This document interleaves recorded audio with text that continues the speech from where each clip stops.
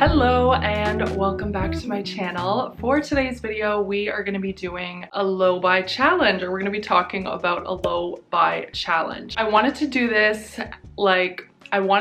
video now at the start of a fresh new year, just so we can kind of get things started on a fresh foot. This is the perfect time just to, reassess what you want in life, your goals, your values, and basically start fresh. 2021 is going to be, it's a new year. We're here for it and we're ready to take it on and have a great year to come. Now, with the start of a new year too, I think it's the perfect time to just slow down a little bit, take it all in, and just reassess exactly what you want and what you need in your life. So I think a low buy challenge is the perfect way to go about that. I first heard about low buy through Christina from Style Apotheca. I actually had her on my podcast, episode 9, if you're interested in taking a listen to that, one of my favorite episodes. But she touches on her experience doing a low buy challenge, and it was really inspiring, and that's kind of what made me want to do this at the start of 2021. So the whole idea of a low buy challenge is to change your relationship with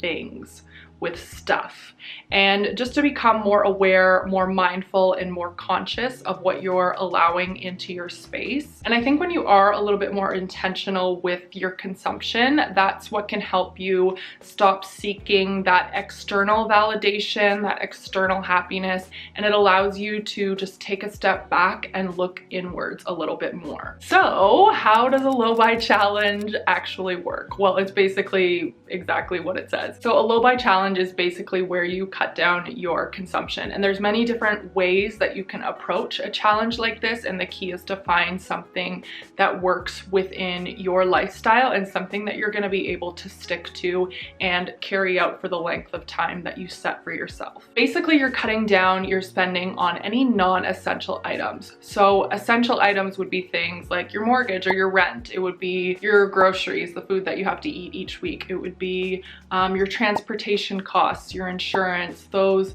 sort of those things that you have to live, basically. And then your non-essential items would be things like clothing or beauty products and makeup, or maybe going out to eat or buying your coffee out every single day. So those are the things that you're going to be looking to cut down for this challenge. So the sole key to buying less in 2021 and beyond, if you will, is to be able to differentiate your wants versus your needs. Once you start to recognize your wants and you can really start to differentiate the two, that's when you can begin to analyze and really get to the root of why you're wanting that specific item. A lot of the time it is just to fill some sort of void, and that only leads to temporary contentment rather than something more fulfilling long term. So that's the whole point of this, is just to go inwards a little bit and get rid of all of that external fluff. All right, starting off in your challenge, we need to get clear on our why.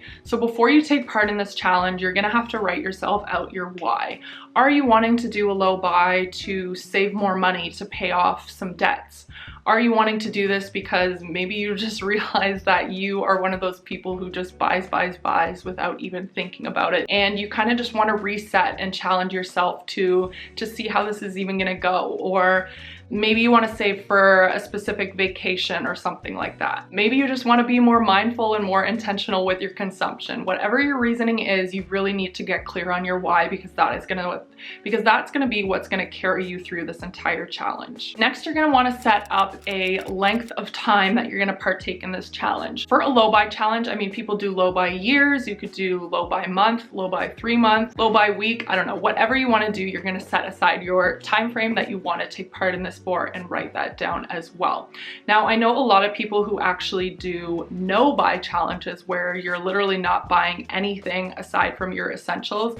I think things like that can work best if you're doing them for shorter periods of time, just because you never know what's gonna come up in your life, and I think the low buy can end up being a little bit more flexible. But of course, it comes down to each and every individual. So doing what works for you and what's going to work for your lifestyle and setting yourself up for success is what's going to keep you going. So even if you just try to no buy for even, a week at the beginning, or a month, and then rolling into the low buy, so you can kind of tailor it to suit however is going to work for you and whatever you feel feel that you need within your life. So now you're gonna set up your rules. Once you have your why and once you have your length of time, that's when you can get into creating the rules for yourself. Now the rules are gonna look very different to each individual. So deciding for yourself, you know, am I gonna set it up where I'm allowing myself to have a monthly budget of maybe $50 or $100, and that's all I'm allowed to spend on excess items outside of my essentials, you know, whatever works for you? Or are you gonna set it up where, say you're a huge beauty addict and you are obsessed with makeup, are you gonna set it up where,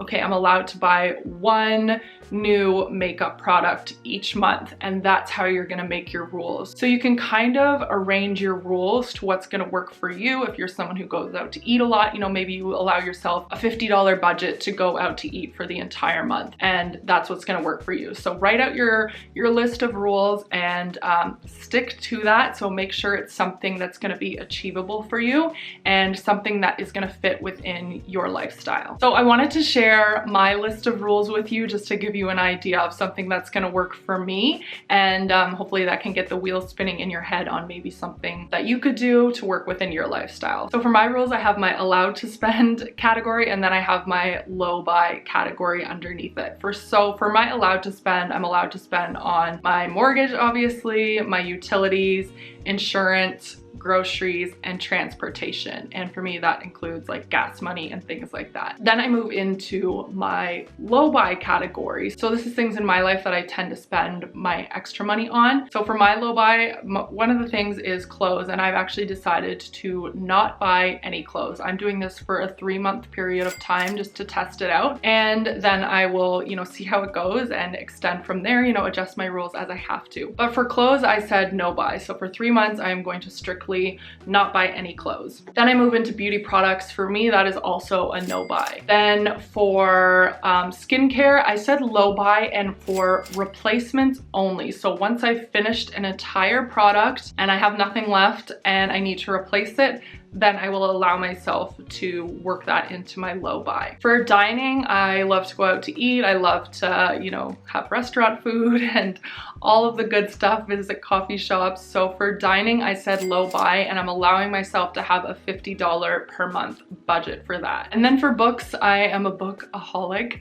I love reading, and that's something that I don't want to just completely cut out. So for me, I'm allowing myself to have one book per month. So those are the rules that are going to work for me. Those are the primary categories that I spend my money in, and that's what I'm going to be doing for this 3-month challenge. And like I said, I'm doing it for 3 months, and then I kind of want to readjust at the end of the 3 months, see how it went, see if I need to tweak my rules, and set myself up for success for maybe a longer chunk of time and go from there. There is also an exceptions category that I wanted to include too. So exceptions for me would be any sort of unforeseen emergency that pops up that I need to spend money on, or things like birthday gifts and you know, excess little things like that that are kind of in that gray area. Now, what are you gonna do during this low buy challenge if you're someone who does like to shop or spend a lot? I think it's important to just embrace your new time that you have, you know, all of that time that you would have spent shopping